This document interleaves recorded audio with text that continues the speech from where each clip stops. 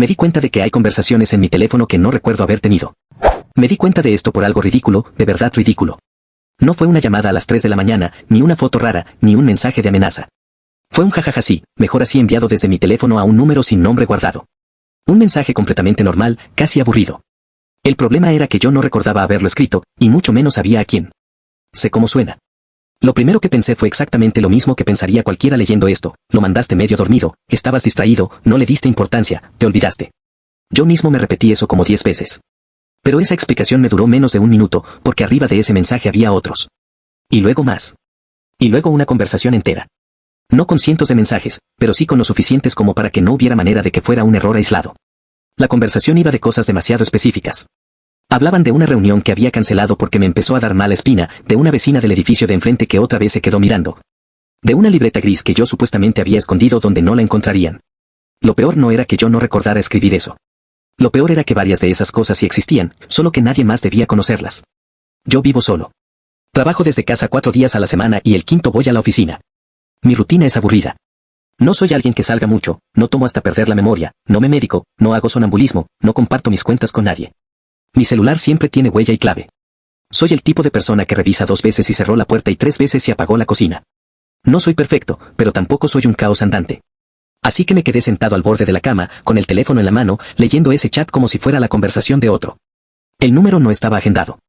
No tenía foto. Solo una serie de mensajes repartidos en varias noches de las últimas 3 semanas. Siempre entre las 12:30 y las 2 de la mañana.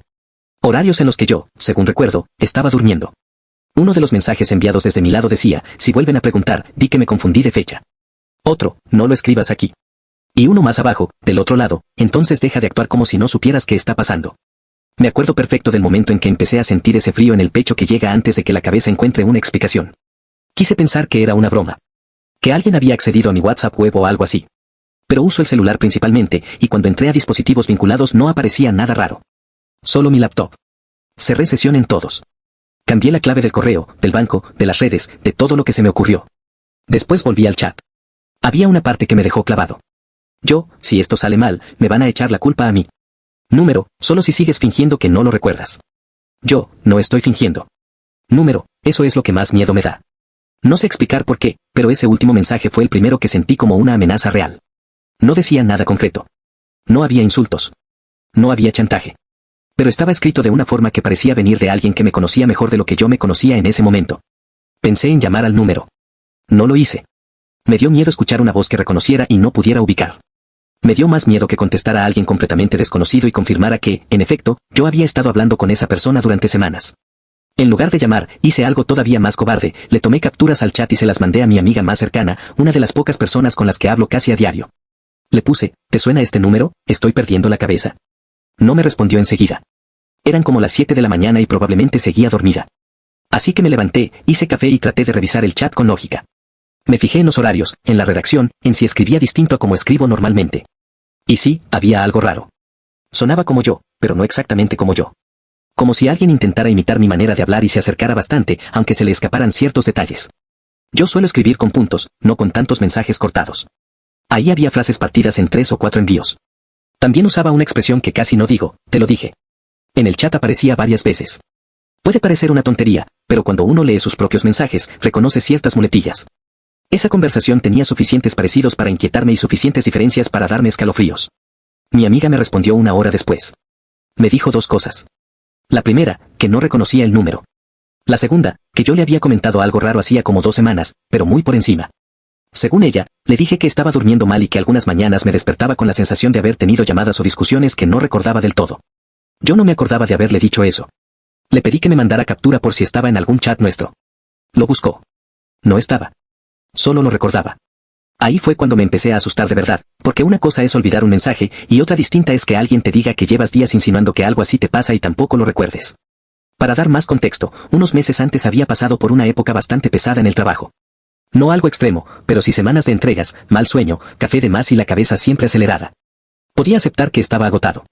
Lo que no podía aceptar tan fácil era la idea de estar sosteniendo conversaciones enteras en mitad de la noche sin ninguna memoria de eso. Ese día casi no trabajé. Me la pasé revisando el teléfono. Historial de llamadas, nada inusual. Correos, normales. Notas, normales. Fotos, normales. Todo parecía el teléfono de alguien perfectamente funcional, salvo por ese chat. Hasta que fui a archivos descargados. Había un PDF que yo no recordaba haber abierto. Se llamaba acta-17-corregida. Fecha de descarga, 4 días antes, a la 1:12 de la madrugada. Lo abrí. Era un documento interno de la empresa, un borrador, nada confidencial al nivel de película, pero sí algo que yo no tendría por qué haber descargado a esa hora ni tener en mi celular. Más abajo, en el chat con el número desconocido, encontré un mensaje enviado desde mi lado esa misma noche, ya lo vi. Hay una diferencia entre la versión que enviaron y la que quedó archivada. Se me secó la boca. Yo trabajo en administración de contratos para una empresa mediana. No soy detective, no soy informático, no manejo secretos de Estado. Pero sí veo documentos, cambios, fechas, versiones. Y sí, una diferencia entre versiones puede meter a alguien en un problema serio. No criminal, probablemente, pero sí laboral. Y si yo había notado algo así y estaba hablando con una persona desconocida sobre eso, la situación dejaba de ser solo rara para volverse peligrosa. Fui a la oficina ese mismo día aunque no me tocaba. No dije la verdad. Inventé que necesitaba revisar unos papeles impresos. Entré, saludé con la cara más normal que pude y me senté en mi lugar. Mi intención era simple, comprobar si el documento existía y si de verdad había algo raro. Existía. Y si había una diferencia.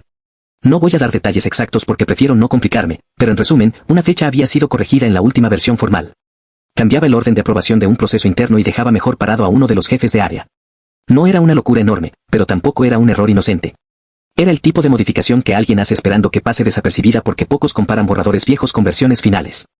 Sentí esa clase de vértigo que da cuando algo improbable empieza a encajar demasiado. Volví a abrir el chat. Busqué por palabras. Fecha. Versión. Archivo. Encontré un fragmento peor. Número, te dije que no lo guardaras. Yo, no confío en que esto desaparezca solo. Número, entonces no confías en mí. Yo, no sé quién eres cuando escribes así. Leí esa última línea unas 20 veces. No sé quién eres cuando escribes así. No sé si a otros les pasa esto, pero hay frases que uno lee y siente que son más importantes que el resto, incluso si no entiende por qué. Esa era una. Sonaba como si yo sí conociera a la otra persona, pero solo a ratos.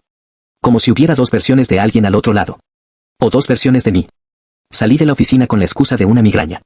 En el camino de regreso decidí hacer lo que venía evitando, llamé al número. Timbró 3 veces. Contestó una mujer. No una voz robótica ni una anciana ni una desconocida total. Era una voz joven, tranquila, y en cuanto dijo hola, tuve esa sensación insoportable de estar a 1 centímetro de reconocerla. Como cuando escuchas a alguien después de muchos años y sabes que debería salirte el nombre, pero no sale. Yo me quedé callado. Ella también. Después dijo, pensé que ibas a tardar más. Se me heló la espalda. Le pregunté quién era. No contestó directo. Me dijo, eso depende de cuál de tus versiones me esté llamando. Y colgó. Sé que suena inventado. Yo mismo, si lo leyera, pensaría que es demasiado perfecto, demasiado de historia. Pero juro que así pasó. Me quedé mirando la pantalla como un idiota, esperando que volviera a entrar la llamada, que fuera una broma, cualquier cosa. No pasó. Le devolví la llamada 2 veces. No contestó. Esa noche no dormí. Puse una silla bajo la perilla de la puerta, dejé una lámpara encendida en la sala y apoyé el celular en la mesa de noche con el grabador de audio listo, como si eso sirviera de algo. También puse una app para monitorear el sueño porque ya estaba en modo desesperado total. Mi plan absurdo era comprobar si hablaba, si me levantaba, si desbloqueaba el teléfono dormido. No sé. Me dormí cerca de las 4. Al día siguiente tenía 3 cosas nuevas. Primero, una nota en la app de notas del celular. Creada a la 1:47 de la mañana. Decía, no vuelvas a llamarla sin revisar el cajón.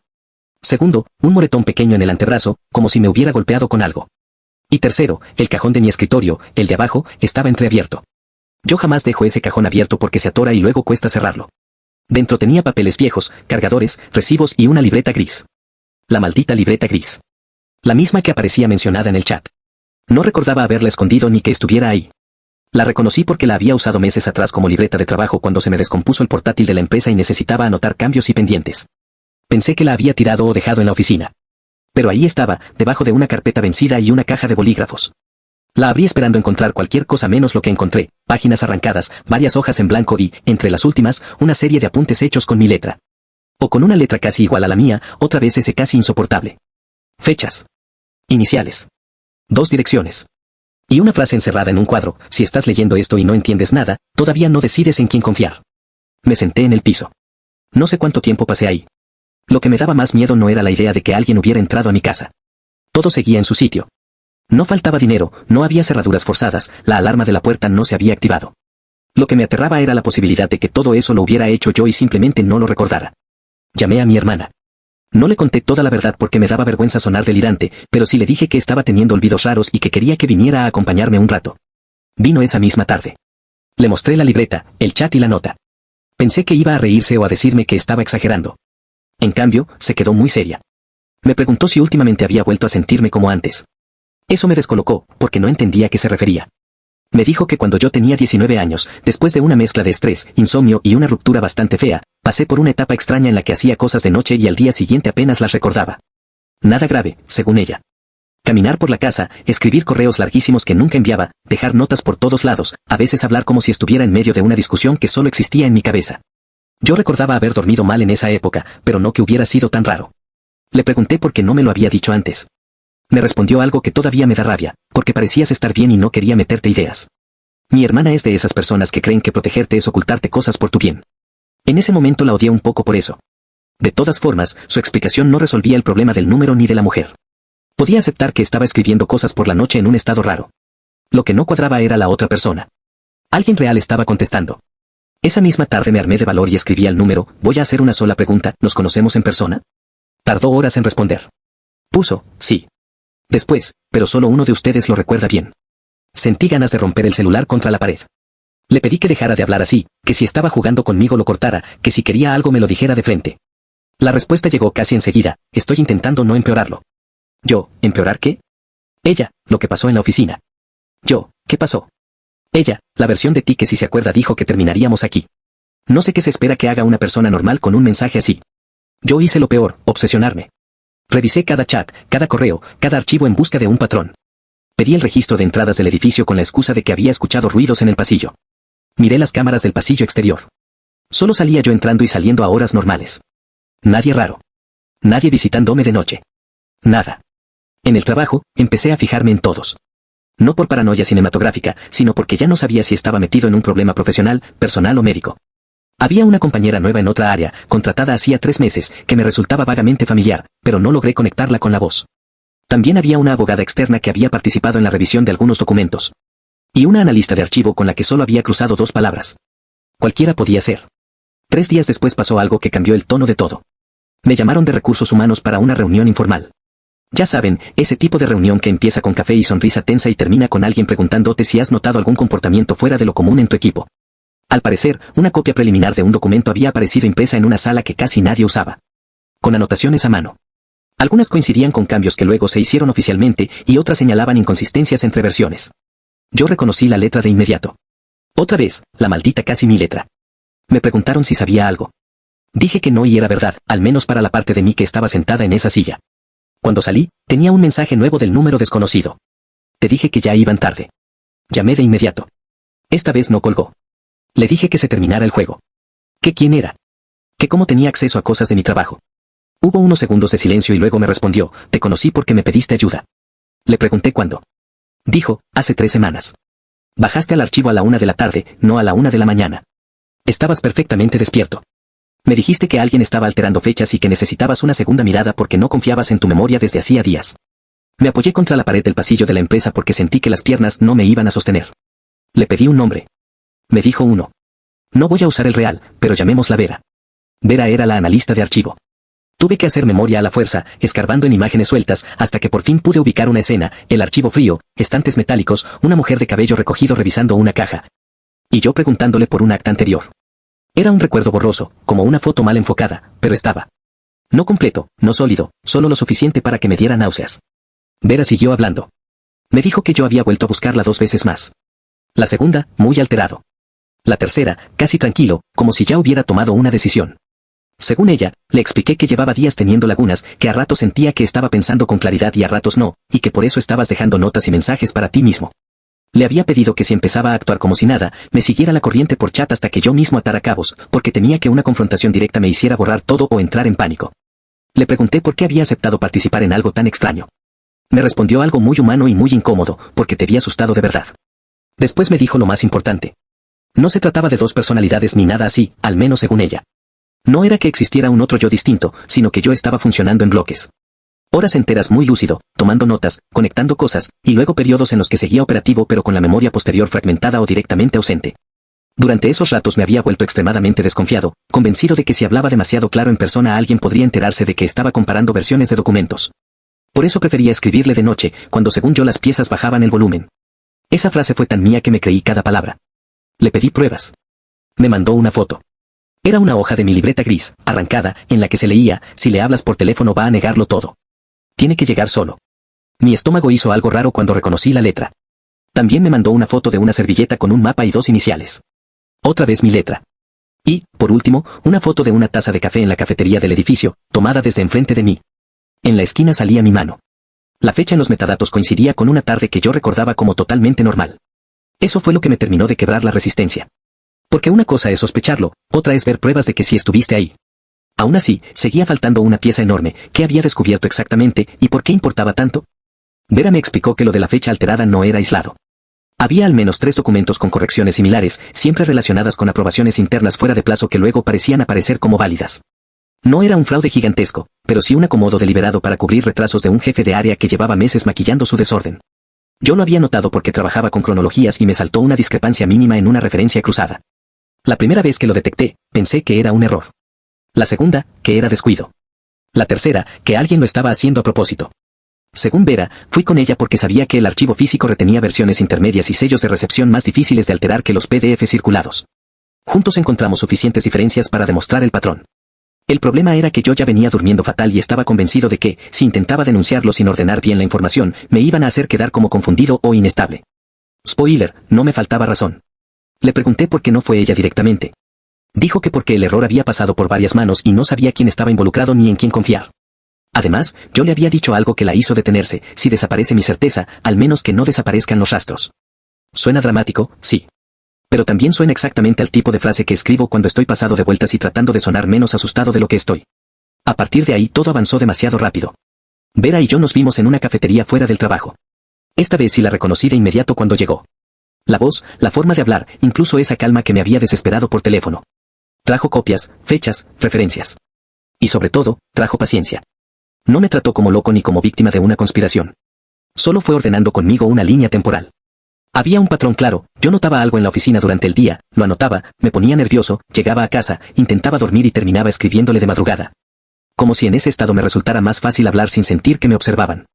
A la mañana siguiente conservaba restos de la preocupación, pero perdía partes de las conversaciones, los acuerdos y a veces incluso del motivo exacto.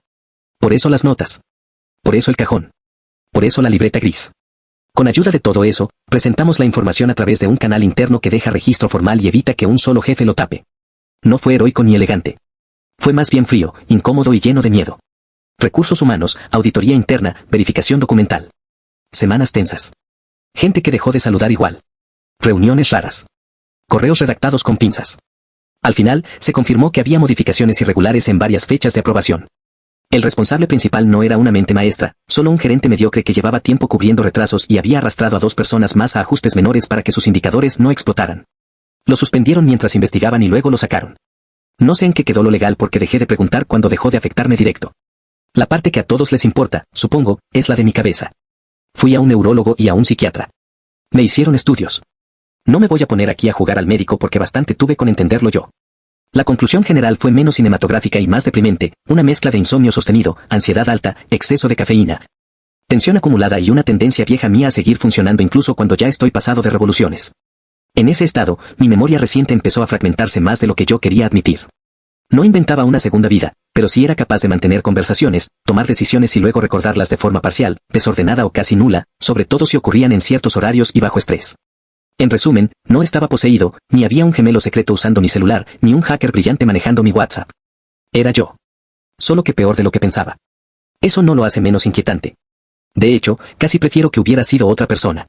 Porque aceptar que el miedo más raro de esa semana salió de mi propia cabeza, aunque estuviera provocado por cosas reales alrededor, fue bastante más duro que resolverlo del trabajo. Vera y yo seguimos en contacto un tiempo.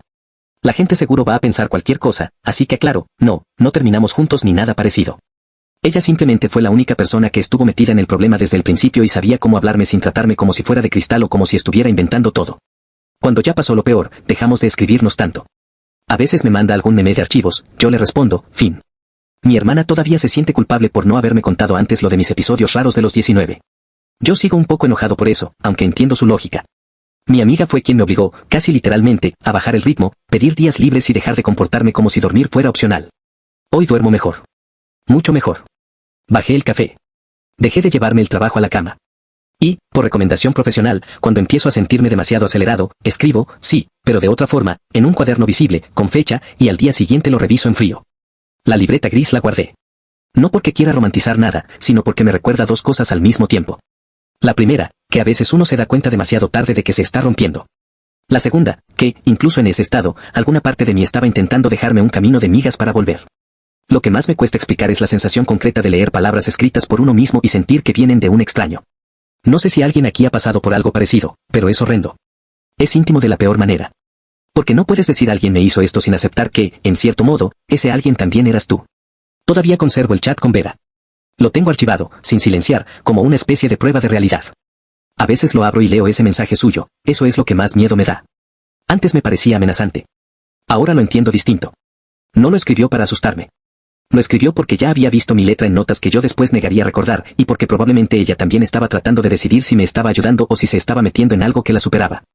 La última nota que apareció en mi celular de madrugada fue una semana después de que presentamos todo. Solo una línea, creada a las 12:58 de la mañana, si ya llegaste hasta aquí, por favor no vuelvas a esperar a estar al borde para pedir ayuda. Esa sí la recordaba a medias al despertar. No completa, no como un recuerdo limpio, pero sí como la sensación de haber querido decirme algo importante antes de dormir. Así que eso es todo. No hay final sobrenatural. No había un intruso invisible usando mi cara. No me engañó una pareja secreta. No eran mensajes de una aventura olvidada. Era un problema real en el trabajo mezclado con un problema real en mi cabeza. Y ambos se alimentaron entre sí hasta que terminé hablándome al futuro a través de una desconocida que solo tuvo la mala suerte de estar cerca cuando decidí que ya no podía confiar del todo en mi propia memoria. Pueden pensar que fui irresponsable por dejarlo llegar tan lejos. Probablemente sí. Pueden pensar que Vera debió alejarse desde la primera conversación rara. También puede ser. Y si alguien cree que todo esto sigue sonando demasiado extraño para ser verdad, honestamente los envidio un poco. Ojalá a mí también me pareciera imposible. Actualización. Después de publicar lo anterior pensé que ya no iba a volver a escribir sobre esto, sobre todo porque varias personas me dijeron lo mismo, que si ya estaba durmiendo mejor. Si ya habían sacado al responsable del trabajo y si ya tenía una explicación médica más o menos clara, lo más sensato era cerrar el tema y seguir con mi vida. Y en teoría eso fue lo que intenté hacer. El problema es que una cosa es resolver el centro del problema y otra muy distinta procesar todo lo que quedó alrededor. Lo digo porque durante días me quedé leyendo comentarios de gente dividida entre dos posturas completamente opuestas. Algunos decían que claramente yo estaba minimizando algo mucho más serio, que lo mío no podía explicarse solo con estrés e insomnio. Otros decían que justamente eso pasa más seguido de lo que uno cree, que el cerebro hace cosas rarísimas cuando llevas demasiado tiempo forzándolo y que yo había tenido suerte de no terminar peor. También hubo quienes dijeron que Vera sonaba sospechosa, que como sabía tanto, que por qué aceptó escribirme en vez de ir directo con alguien más. Y honestamente entiendo esas dudas porque si yo leyera mi propia historia desde fuera, pensaría parecido. Por eso estoy escribiendo esta actualización. No porque haya aparecido un giro sobrenatural nuevo ni porque ahora resulte que todo era una conspiración más grande. Sino porque pasaron varias cosas después de que conté lo anterior y creo que cierran mejor el panorama de lo que fue realmente todo esto. Lo primero es que, unos días después de publicar, tuve la conversación más incómoda que he tenido con mi hermana en años. Hasta ese momento yo seguía bastante molesto con ella por haberme ocultado lo que pasó cuando tenía 19. No era solo por el dato en sí, sino porque me hizo sentir que había una versión de mi historia que otras personas conocían y yo no. Después de lo que me pasó con el teléfono, eso me pegaba especialmente mal. Sentía que el mundo entero sabía algo sobre mí menos yo. Ella vino a mi departamento con una carpeta. Literalmente una carpeta. Pensé que era una exageración hasta que la abrió. Había copias de unas recetas viejas, resultados de análisis básicos, una hoja de derivación y, lo que más me descolocó, varias páginas impresas de correos que yo escribí durante esa época y que mi madre guardó porque le parecieron preocupantes. Mi madre ya no está, así que ver ese tipo de cosas me golpeó más fuerte de lo que esperaba. En esos correos yo sonaba, funcional, pero no del todo bien. No delirante, no incoherente, no fuera de mí en el sentido que uno imagina en una película. Sonaba como alguien demasiado acelerado, demasiado pendiente de pequeños patrones, con frases larguísimas y una obsesión casi maniática por dejar constancia de cosas mínimas por si mañana no cuadran. Esa frase se repetía mucho, por si mañana no cuadran. Cuando la leí sentí un nudo en la garganta porque era básicamente la misma lógica detrás de la libreta gris y de las notas recientes. Mi hermana me dijo que en aquel entonces yo había pasado unos meses bastante malos y que, aunque no me internaron ni nada parecido, sí hubo preocupación real en la familia. Al parecer, yo tenía periodos en los que parecía completamente normal y luego otros en los que me obsesionaba con detalles, dormía poquísimo y al día siguiente recordaba las cosas de forma rara. Como si algunas conversaciones se me desacomodaran en la cabeza. Lo manejaron como un episodio puntual porque mejoré, volví a la universidad, seguí con mi vida y durante años no pasó nada tan marcado. Ella pensó que removerlo solo iba a hacerme sentir peor. Le dije que decidir por mí nunca fue ayudarme. Lloró. Yo también, aunque me habría gustado decir que no. No resolvimos mágicamente el tema, pero por primera vez sentí que estaba viendo una línea de continuidad en lugar de un evento aislado y absurdo. No era me volví raro de la nada. Era algo que ya había asomado en otra etapa de estrés fuerte y que todos prefirieron olvidar cuando parecía superado. La segunda cosa importante fue una reunión con un especialista que me cambió bastante la perspectiva. No voy a ponerme técnico porque no sabría explicarlo bien, pero básicamente me dijo algo que me quedó grabado, que la memoria no falla solamente borrando, también falla organizando. O sea, uno puede haber vivido algo, haberlo hablado, haber tomado decisiones, y luego conservar trozos desordenados, sensaciones parciales o recuerdos sin contexto. Y eso, bajo cansancio extremo, ansiedad sostenida y cierta predisposición personal, puede sentirse aterradoramente ajeno, como si hubiera intervenido otra persona. Cuando en realidad lo que está roto es el hilo que une las escenas.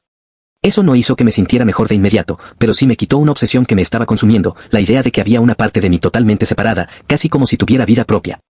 Entender que el problema no era una doble personalidad de película sino un estado de hiperactivación mal manejado, con la memoria hecha trizas, no lo volvió agradable, pero sí más abordable. Más tratable. Más mío, supongo. También varias personas preguntaron qué pasó exactamente en el trabajo después de la denuncia y si intentaron culparme. La respuesta corta es, sí, un poco, pero no como yo temía. Durante las semanas posteriores hubo entrevistas internas, revisiones de acceso a archivos, cronologías de modificaciones y una tensión bastante fea en la oficina. No se volvió un escándalo público, pero adentro sí fue un caos. El gerente implicado intentó instalar la idea de que las diferencias entre versiones eran errores administrativos acumulados y que yo estaba sobredimensionando inconsistencias menores porque venía fatigado. Así, con esa palabra. Fatigado. Una forma elegante de insinuar que el problema era yo. Por suerte, la evidencia documental era más fuerte que su relato. Los sellos de recepción, los cambios entre fechas. Las correcciones concentradas siempre en ciertos momentos y un par de correos cruzados entre otras dos personas terminaron armando un patrón bastante difícil de explicar como simple descuido. No me declararon héroe ni nada parecido, pero tampoco pudieron usarme como chivo expiatorio. Lo más que hicieron fue apartarme temporalmente de ciertos flujos mientras duraba la revisión, lo cual honestamente agradecí porque yo ya estaba fundido. Hubo una escena concreta que no conté antes y que sigue dándome vueltas. Uno de los implicados, no el principal sino otro de rango medio, me cruzó en el estacionamiento y me dijo algo como, todo esto por unas fechas. No me gritó ni me amenazó. Lo dijo con cansancio, casi con bronca triste. Y yo le respondí algo que salió solo, no fueron las fechas. Fue ver que contaban con que nadie mirara dos veces. No sé si fue una gran frase o una estupidez, pero me sirvió para entender por qué me había obsesionado tanto con eso desde el principio. No era solo un error técnico. Era esa sensación de que alguien apostó a que todos estábamos demasiado cansados, demasiado distraídos o demasiado acostumbrados a tragar pequeñas irregularidades como para detenernos. Capaz por eso me pegó tan fuerte. Porque yo mismo estaba en ese límite. Sobre Vera también hay bastante que aclarar porque varias personas en los comentarios básicamente la convirtieron en sospechosa número 1, terapeuta improvisada, posible interés romántico, manipuladora y cómplice. A veces todo al mismo tiempo. La realidad fue mucho menos interesante y mucho más humana. Cuando nos volvimos a ver después de que todo se calmó un poco, le pregunté directamente por qué no había ido con alguien más apenas notó que yo estaba raro. Su respuesta fue simple, porque al principio no estaba claro si yo estaba raro o simplemente asustado, y porque el fondo de lo que decía sí tenía sentido documentalmente. O sea, no estaba siguiéndome la corriente por pena. Estaba contrastando lo que yo decía con registros reales. También me confesó algo que me dejó pensando bastante, que la primera vez que le escribí de madrugada le dio miedo, no por mí exactamente, sino por la posibilidad de estar entrando en una situación donde alguien claramente no estaba bien del todo y al mismo tiempo estaba tocando un problema laboral delicado. Me dijo que durante los primeros días guardó todas mis notas y capturas no solo para ayudarme, sino también para protegerse ella. Y honestamente me parece completamente razonable. Le pedí disculpas por haberla metido en eso. Me respondió que aceptaba las disculpas, pero que yo dejara de hablar como si hubiera calculado todo fríamente. Estabas intentando no perder pie, me dijo. Esa frase me pegó porque resume bastante bien cómo se sintieron esas semanas. Como si estuviera caminando sobre algo que se deshacía mientras seguía fingiendo que era suelo firme. Otra cosa que pasó es que encontré más material que yo mismo había dejado y que no había revisado con cuidado. No me refiero a grandes revelaciones, sino a pequeñas evidencias de cómo estaba funcionando mi cabeza. En un bolsillo de una mochila vieja apareció un recibo de cafetería con una lista atrás. La lista decía, no confiar en llamadas. Revisar papel antes que PDF. Preguntar 2 veces si cambian el tono. Esa última línea me tuvo pensando mucho rato. Si cambian el tono. Supongo que se refería a la manera en que ciertas personas respondían cuando uno tocaba temas sensibles, pero también me hizo pensar en mí mismo. En cómo yo notaba cambios de tono propio sin saber ya si venían del entorno o del cansancio. En otro papel, doblado dentro de un libro, encontré escrito, dormir antes de decidir. Eso me destrozó un poco, porque es tan obvio y tan ridículo al mismo tiempo. Como si una parte de mí supiera exactamente cuál era el problema y aún así no pudiera frenarlo del todo. Hubo también un momento desagradable que casi no cuento porque me da vergüenza, pero creo que es importante. 2 semanas después de empezar a dormir mejor, tuve una noche mala. No una recaída grande, no apareció otro chat misterioso ni nada por el estilo. Solo una noche de insomnio espantoso, con la cabeza acelerada, en la que de pronto sentí pánico al ver el teléfono en la mesa. Pánico puro, casi físico. No quería tocarlo porque me daba terror encontrar algo nuevo a la mañana siguiente. Terminé apagándolo y guardándolo en la cocina, como si fuera un animal que pudiera morderme. A la mañana siguiente no había nada raro. Nada. Y ahí me di cuenta de que el problema no era solo lo que había pasado, sino el efecto que había dejado. La desconfianza hacia mis propios actos no desapareció cuando desaparecieron los síntomas más visibles. Se quedó un tiempo, como se queda cualquier miedo después de una experiencia fuerte. Tuve que reconstruir algo muy básico, la sensación de que lo que hago hoy voy a poder recordarlo mañana. Parece una tontería hasta que la pierdes. Para trabajar eso empecé una rutina bastante estricta, casi aburrida. Antes de dormir dejo una nota visible escrita a mano con la fecha y 3 datos concretos del día. Al despertar la leo y escribo 2 o 3 líneas sobre cómo dormí. También dejé de cargar el celular por la noche al lado de la cama. Lo dejo en el escritorio, lejos. No porque crea que se va a poseer solo, sino para quitarle dramatismo y reducir la tentación de revisar cosas medio dormido. Puede sonar excesivo, pero me ayudó muchísimo. Y sí, para los que preguntan, ya no tengo conversaciones nuevas que no recuerde haber tenido. Lo último fuerte que pasó fue bastante más simple, pero cerró algo importante. Un sábado por la tarde me animé a releer completo el chat con Vera desde el principio hasta el final, sin saltarme partes. La primera vez que lo revisé estaba todavía demasiado asustado como para procesarlo. Esta vez lo hice con más calma. Y hubo algo que me partió el alma de una forma rara, en medio de todos esos mensajes tensos, de fechas, archivos y advertencias, encontré varias líneas enviadas desde mi lado que en su momento había pasado por alto. Una decía, si mañana me ves muy normal, no me creas de inmediato. Otra, no me sigas el juego si empiezo a minimizarlo todo. Y una más, bastante avanzada en la conversación, sé que suena absurdo, pero en este momento estoy pensando claro. No sé cómo explicarlo, pero leer eso me dio una mezcla terrible de tristeza y ternura hacia mí mismo. Porque detrás de todo el miedo, de toda la confusión y de lo raro que fue, había una versión de mí intentando hacer algo sensato con las herramientas que tenía. Torpe, sí. Desesperada, sí. Pero sensata al fin. Estaba tratando de dejar instrucciones, de anticipar sus propios vacíos, de proteger la información y de protegerse a sí mismo sin terminar de confiar en nadie. Incluido él mismo. Creo que hasta ese momento yo había contado la historia desde el susto y desde la vergüenza. Releer esos mensajes me permitió verla también desde otro lugar, el de alguien que estaba claramente sobrepasado, pero que aún así seguía buscando una forma de no dejarse caer por completo. No quiero sonar inspirador porque detesto cuando la gente convierte estas cosas en una lección bonita de internet. No lo fue. Fue horrible. Me sentí ridículo, vulnerable y, por momentos, profundamente solo dentro de mi propia cabeza. Pero si aprendí algo incómodo y útil, uno puede estar funcionando, y aún así estar muchísimo peor de lo que aparenta. Se puede seguir yendo al trabajo, respondiendo correos, pagando cuentas, haciendo chistes, y al mismo tiempo estar deshilachándose por dentro. Y como desde afuera eso no siempre se ve, a veces uno mismo se convence de que todavía tiene margen, de que aguanta una semana más, una entrega más, una noche más sin dormir bien. En mi caso, no aguantaba. Y eso, visto con distancia, fue lo más peligroso de todo. No el gerente, no las fechas alteradas, no el chat extraño. Sino lo fácil que me resultó seguir diciendo estoy cansado. Nada más mientras ya había partes de mi memoria funcionando mal y yo estaba dejando mensajes para el día siguiente como si eso fuera una estrategia razonable a largo plazo. Para cerrar, no apareció una verdad secreta nueva. No, Vera no resultó ser una villana ni mi pareja ni nada por el estilo. No me despidieron. Sigo trabajando, aunque en otra área y con límites mucho más claros. Sí, sigo en tratamiento. Sí, duermo mejor. Sí, todavía me asusta un poco cuando no recuerdo un detalle menor.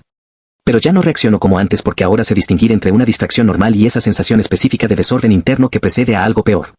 Y hay una última cosa que no había contado porque me pareció demasiado íntima, pero creo que resume bien todo esto. Hace poco abrí la libreta gris una vez más, pensando en guardarla definitivamente en una caja. Entre 2 hojas que yo juraría haber revisado varias veces, encontré una línea escrita en una esquina, muy pequeña, casi escondida.